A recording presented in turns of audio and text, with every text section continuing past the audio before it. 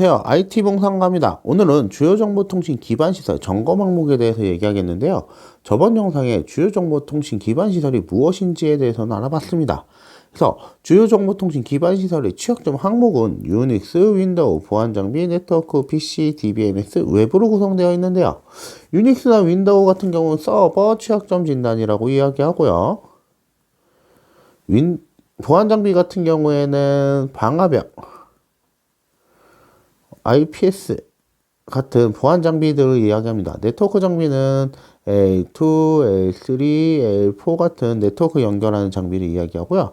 PC는 개인이 사용하는 PC 그대로라고 생각하시면 될 것 같습니다. DBMS는 DB죠.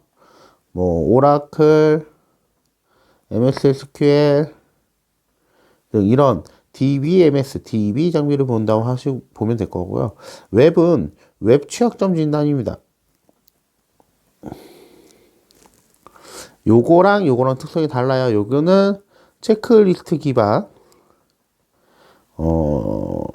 설정값을 확인하는 거고요. 요거는 체크리스트 기반이지만 이벤트를 확인한다. 실제 해킹 사고가 아니면 해킹 이벤트를 확인한다 라고 보시면 될 것 같습니다. 네, 좀 더 상세히 알아보겠는데요. 자, 주요통신 기반시설 점검 항목은 사실 크게 관리적, 물리적, 기술적 이렇게 세 가지로 나눠져 있습니다. 물론 관리적, 물리적 기술 진단은 가이드나 지침 같은 게 따로 인터넷에 있지는 않아요. 근데 기술적 취약점 진단 같은 경우에는 나눠져 있다. 그래서 오늘은 기술적 취약점 진단 항목을 집중적으로 볼 건데요. 관리적 항목 같은 경우에는 정책이나 아니면 실제 주로 정책이라고 보시면 될 것 같아요. 정책이고요. 물리적 항목과는 물리적 보안. 우리 입구에 들어갔을 때 CCTV가 있냐, 아니면 지문 인식을 하냐, 주요 한 곳에는 아니면 출입 통제를 하고 있느냐, 그런 것들을 보고요. 그에 대한 정책이 잘 만들어져 있느냐, 조직은 구성되어 있느냐를 보는 게 관리적 항목이라고 보시면 될 것 같습니다. 그리고 기술적 항목 같은 경우에 말 그대로 기술적 항목이에요. 서버가 안전하게 관리되어 있느냐, 네트워크가 제대로 관리되고 있느냐, 보안 장비가 잘 관리되고 있느냐, 보안적 취약점은 존재하느냐를 보는 거라고 보시면 될 것 같습니다.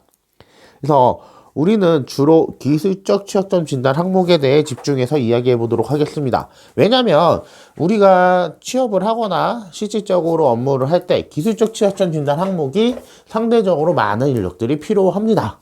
그래서 기술 취약점 진단 항목을 어떻게 진단하는지, 어떤 특성을 갖고 있는지 일단 볼 건데요. 우선 앞서 말씀드린 것처럼 취약점 진단 항목은 유닉스, 윈도우, 보안장비, 네트워크, 제어 시스템, PC, 데이터베이스, 제어 시스템 아까 말씀 안 드렸었죠. 요렇게 잡아서 서버 진단이라고 합니다. 네, 유닉스, 윈도우를 잡아서 서버 진단이라고 얘기를 하고요. 그 외에는 웹까지 있네요. 데이터베이스, 웹까지 있다고 보시는데, 우리는 확인해야 될 거는 유닉스, 윈도우, 보안장비, 네트워크, PC도 딱히 확견 없어요. 데이터베이스, 웹 취약점 진단 이렇게 이야기해 보도록 하겠습니다. 우선 유닉스 점검 항목의 특징, 우리가 취약점 진단을 한다, 취약점을 한다 그러면 가장 자주 보는 게 유닉스입니다. 유닉스, 리눅스라고 하죠. 유닉스, 리눅스 같이 봅니다. 참고로 리눅스는 유닉스 계열이다라고 얘기 드린 것처럼 총 4가지 버전을 갖고 있는데요. 일단 AIS 같은 보편적으로 주로 사용하진 않는데요. 금융권에서 상대적으로 많이 사용되고요. IBM 서버에서만 동작합니다. 그래서 다른 데서는 동작하진 않아요. 그래서 금융권을 많이 진단하거나 금융권에서는 AIS 운영체제를 많이 운영하고 있다라고 보시면 될 것 같고요. 다음은 HPUX인데 HPUX는 사실상 현재 거의 존재하지 않아요. 예전에는 많이 했었는데 요새는 보기 쉽지는 않습니다. 그래서 이게 어디서 사용하나 싶긴 한데요. 현재는 거의 사용하고 있지 않다라고 보시면 될 것 같고요. 솔라리스는 별도로 점검하지는 않아요. 솔라리스랑 하는 게 별 차이는 없지만 주로 요새 많이 하는 건 센터OS입니다. 센터OS, 우분투 이런 게 좀 많은데요.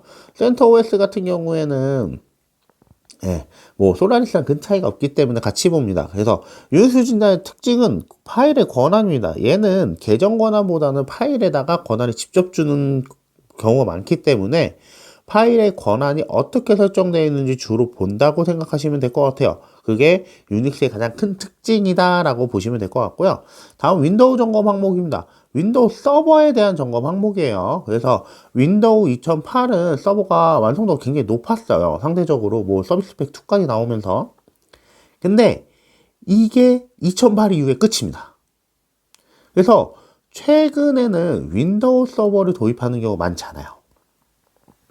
윈도우 서버를 도입하는 경우가 많지 않고요. 2008은 워낙에 잘 만들어져서 2008 같은 경우를 많이 사용했었는데 2008도 지금 EOS 됐죠. 더 이상 서비스나 보안 패치가 진행되지 않습니다. 그래서 2008을 쓰는 것만으로도 보안적 취약점이 있기 때문에 주로 사용하지 않고 있고요. 윈도우 같은 경우에는 특징이라고 하면 뭐 레지스트리, 그러니까 실제로 점검하게 되면 설정값이 제정되어 있는 레지스트리랑 실제 설정값이 조금 다를 수가 있어요. 그러니까 레지스트리의 모든 설정값이 모여있긴 하지만 취약점 진단을 통해서 조치하는 과정에서 재부팅을 하거나 그럴 때도 레지스트리가 업데이트 되는 경우가 있고요. 업데이트 안 되는 경우가 있습니다. 그래서 실질적으로 진단하거나 조치할 때 조금 난해한 경우가 있어요. 그렇기 때문에 더욱더 윈도우 서버를 많이 사용하지 않는 것 같은 느낌이 있고요. 얘는 뭐 보편적인 서버 진단 항목이다라고 보시면 될 것 같아요. 그 다음에 보안 장비입니다. 이 보안 장비의 특징은 뭐냐면 장비가 너무 다양합니다. 종류가. 앞서 서버 취약점 진단하면 유닉스랑 윈도우랑 나눠져서 점검하기 조금 다르거든요. 근데 보안 장비 같은 건 너무 다양하기 때문에 이 장비마다 점검 항목을 따로 만들 수는 없었어요. 그래서 뭐냐면 가장 보안적으로 보편적인 취약점 진단 항목이라고 보시면 돼요. 그래서 새로운 취약점 점검 항목을 만들거나 할 때 어떻게 하냐면 보안 장비 점검 항목에서 정말 내가 지금 진단해야 되는 장비에 안 맞는 거 빼고 이 장비의 특성을 집어넣으면요, 웬만한 보안 점검 체크리스트를 만들 수 있습니다. 그래서 보안 장비 점검 항목의 특징이 뭐냐면 보안적으로 가장 기본적인 항목이다 라고 보시면 돼요. 정보보안 쪽에서 가장 기본적인 항목으로 구성되어 있고요. 장비가 워낙에 많기 때문에 특성에 맞는 항목이 많지 않아서 점검하다 보면 NA 항목, 해당 사항 없는 항목이 다수 발견될 수밖에 없습니다. 그래서 이게 보안 장비 점검 항목의 특징이라고 볼 수 있고요. 다음 네트워크 장비 점검 특징인데요. 네트워크 장비 같은 경우에는 기본적으로 시드코 장비 항목입니다. 점검 항목이에요. 근데 이게 너무 오래된 정보 항목이에요. 그러니까 예전 시스코 장비의 기준으로 점검 항목을 만들다 보니 기본적으로 패치되면서 취약한 부분은 아예 사용하지 않거나 기본 걸 막아져 있는데 그런 항목이 다수 존재하기 때문에 NA 항목이 되게 많습니다. 특히 시스코 장비 아닌 경우는 NA 항목이 더 늘어요.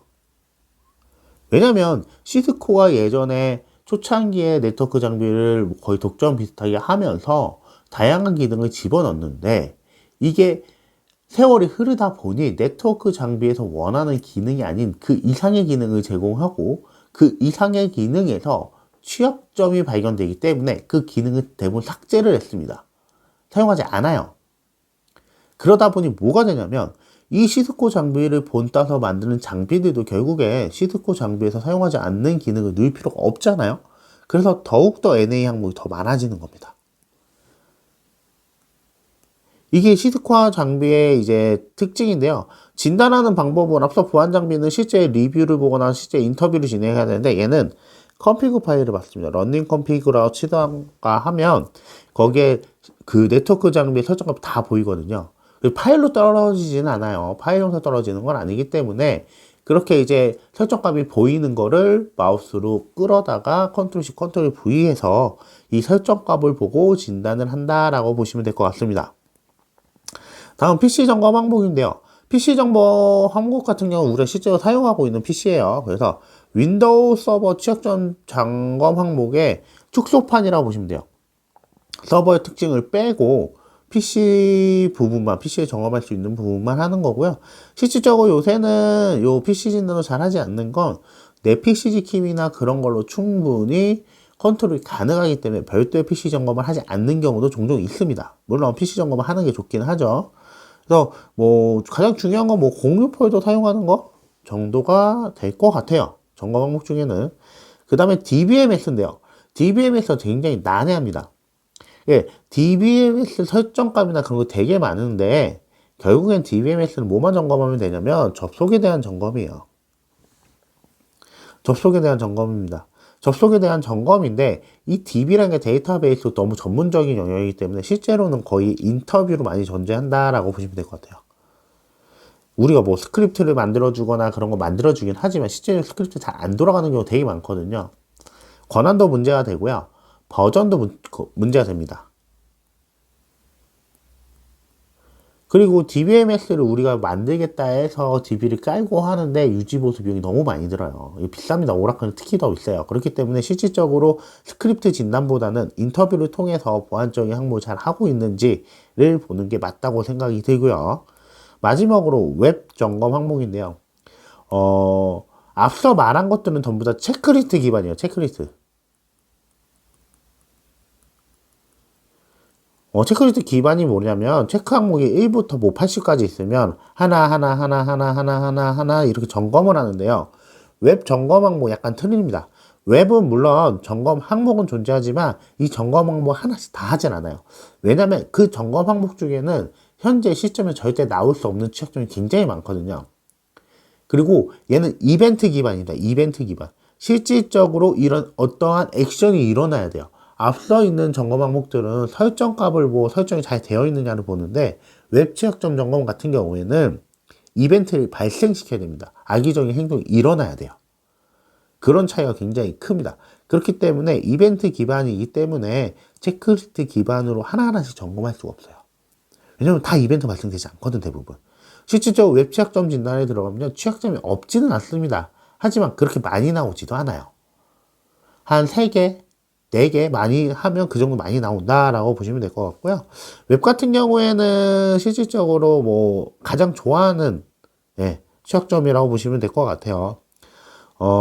난이도는 그렇게 높지는 않은데 뭐가 문제냐면 그 취약점을 어떻게 조치하고 어떻게 찾았는지에 대해서 아는 게 굉장히 좀 기술이다라고 보시면 될 것 같습니다. 그래서 약간 차이가 있다라고 보시면 되는데 제가 이렇게 취약점 점검 항목에 대해서 한번 쭉 말씀드렸습니다. 실질 점검 항목 한 300개가 넘을 것 같아요. 그래서 제가 이거를 하나하나씩 블로그 글도 쓸 거고 이렇게 영상으로 남길 건데요. 사실은 쉽지 않긴 합니다. 이 정보 항목도 많고 제가 뭐 블로그만 하는 사람이 아니기 때문에 최대한 자세히 설명드리고 테스트를 하면서 할 건데요. 유닉스 점검 항목부터 진단을 할 건데 유닉스 점검 항목 하기 전에 테스트 환경을 만들어야 되기 때문에 VM웨어나 CentOS 둘 다 설치하셔서 제 영상이랑 블로그 다 있거든요. 그래서 그걸 보시고 미리 설치해 놓으셔야 다음에 제가 이제 취약점 진단 항목에 대해서 설명드릴 때 하나하나씩 실제로 따라 하실 수 있을 것 같습니다. 그래서 오늘은 주요 정보통신 기반 시대 점검 항목에 대해서 이야기 드렸는데요. 다시 말씀드리지만 국내에 공인받은 취약점 점검 항목은 주요 정보통신 기반 시대 점검 항목밖에 없습니다. 그래서 정보 보안에 관심이 있거나 정보 보안에 취업을 하고 싶거나 정보 보안을 하고 싶다 그러면 엉뚱한 거 공부하는 게 아니고요. 주요 정보통신 기반 시설 점검 항목에 대해서 공부하시면 되고요. 그 공부는 사실상 쉽지는 않아요. 하지만 제가 이 항목에 대해서 하나하나씩 다 설명을 드릴 거기 때문에 이 제 유튜브나 블로그를 찾아오셔서 보시면 조금이나마 이제 이 항목에 대해서 이해를 하거나 공부하시는 데 도움이 될 것 같습니다. 오늘 영상은 여기까지 하도록 하겠고요. 제 영상이 조금 도움이 되셨다면 좋아요, 구독 좀 부탁드리겠습니다. 감사합니다.